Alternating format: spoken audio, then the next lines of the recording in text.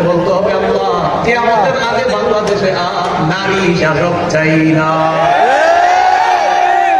সবাই জোরে বলেন কেন? জোরে বলেন আরো জোরে বলেন কেন? রাসূলুল্লাহ সাল্লাল্লাহু আলাইহি ওয়াসাল্লাম লা ইউফলিহু কওমুন ওয়াল্লাহু আমরাহুম ইমরাতান। নবীজি বলেন ওই জাতি কিছুতেই সফল হবে না যে জাতি তাদের নেতৃত্বে কোনো নারীকে বসায় দেয়। এজন্য আমার নবীর কথা চূড়ান্ত সত্য কথা।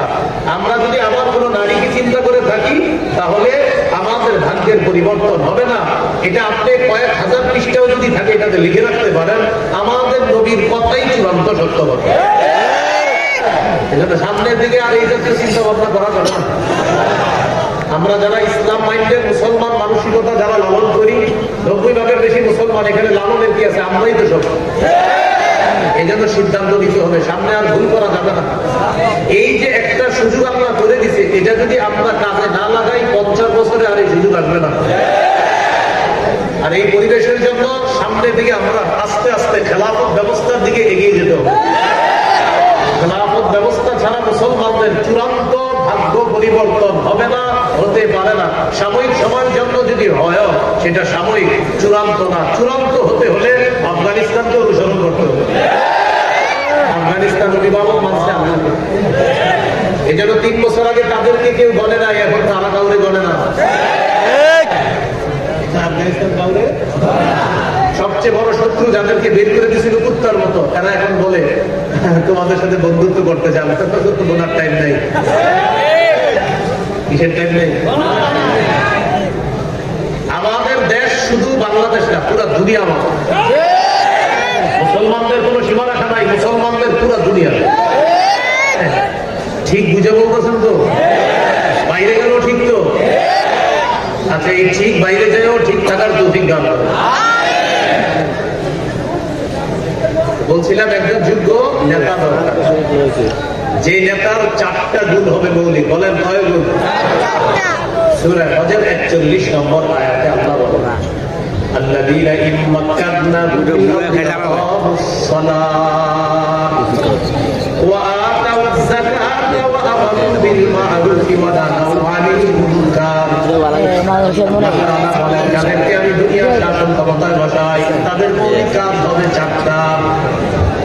1 নাম্বার নামাজ কায়েম করবে, 2 নাম্বার যাকাতের বিধান চালু করবে, কাজের আদেশ করবে, 4 নাম্বার অসৎ কাজের নিষেধ করবে। সবাই দিকে আমার কয় গুণ? 4 গুণ। বলেন নামাজ কায়েম করা, যাকাতের বিধান চালু করা, সৎ কাজের আদেশ করা, অসৎ কাজের নিষেধ করা। আল্লাহ এমন একজন শাসক আমাদেরকে দেন, এই শাসক এই 4 কাজ করবে।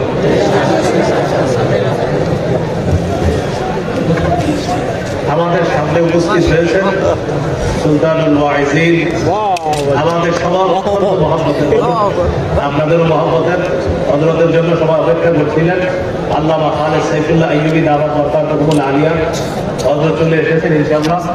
হযরতের পরে আমাদের আজকের মাহফিলের সবচেয়ে মূল আকর্ষণ যিনি হযরত চলে আসবেন ইনশাআল্লাহ। তো যে বিষয়টা বলছিলাম, আমাদের একজন আদর্শ শাসক দরকার। এখন কথা হলো জিহাদের ময়দানে যিনি নেতৃত্ব দিবেন তিনি হবেন আমির। বলেন কি হবেন? এই আমির যিনি হবেন, আমিরের অনুসরণ করার একটা সীমারেখা। বলেন কি আছে? সূরা নিসা 59 নম্বর আয়াতে আল্লাহ বলেন, ইয়া আইয়ুহাল্লাযীনা আমানু আতিউল্লাহ ওয়া আতিউর রাসূল ওয়া উলিল আমরি মিনকুম। হে ঈমানদারগণ, তোমরা আল্লাহর আনুগত্য করো, রাসূলের আনুগত্য করো।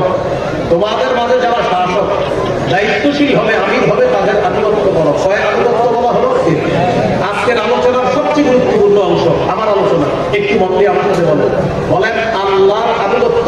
আল্লাহর আনুগত্য নিঃশর্ত ভাবে করতে হবে, নিঃশর্ত ভাবে করতে হবে। রাসূলের আনুগত্য, রাসূলের আনুগত্য আল্লাহর হুকুমে, আল্লাহর হুকুমে নিঃশর্ত ভাবে করতে হবে। কয়টা গেল? 2টা 3।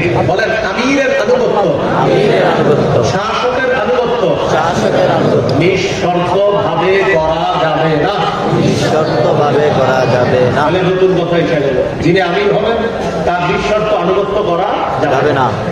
সহিহ মুসলিমের বর্ণনা 1838 নম্বর হাদিস। রাসূলুল্লাহ সাল্লাল্লাহু আলাইহি ওয়াসাল্লাম বলেন, السمع والطاعة على المرء المسلم فيما أحب وكره ما لم يؤمر بمعصية। মুসলমানরা আমির মানবে ততক্ষণ যতক্ষণ আমির সাহেব কোন নাফরমানিমূলক কথা, কাজ ইত্যাদি কথা না বলবে, কাজের কথা না বলবে। ফাইদা উমির বিমাসিয়া, আমির সাহেবের পক্ষ থেকে যদি কোনো নাফরমানিমূলক কথা বের হয়, কর্মকাণ্ড প্রকাশ পায়, আর এটা যদি ওলামায়ে কেরাম ধরিয়ে দেয়, আপনার বুঝে আসুক না আসুক, বাস ওলামায়ে কেরাম বলছে এটা ভুল ভুল, আলেমরা যদি বলে ভুল, বাস এটা ভুল।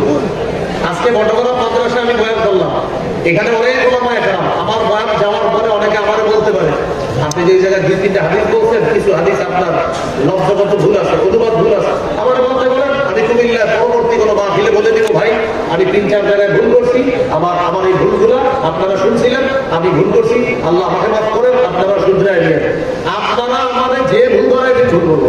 আমার আপন ছোট ভাই প্রায় সময় আমার ভুল করে, আর আমার ছোট ভাই মুফতি আমার ভালো ছাত্র মাশাআল্লাহ ভুল করে, আর আমার ছোট ভাই বলে আমার ভুল করছে, ভুল মানবো না, ভুল তো ভুলি, ভুল যে করবে ভুল, ভুল মানতে হবে। আপনি আমার ভুল ধরা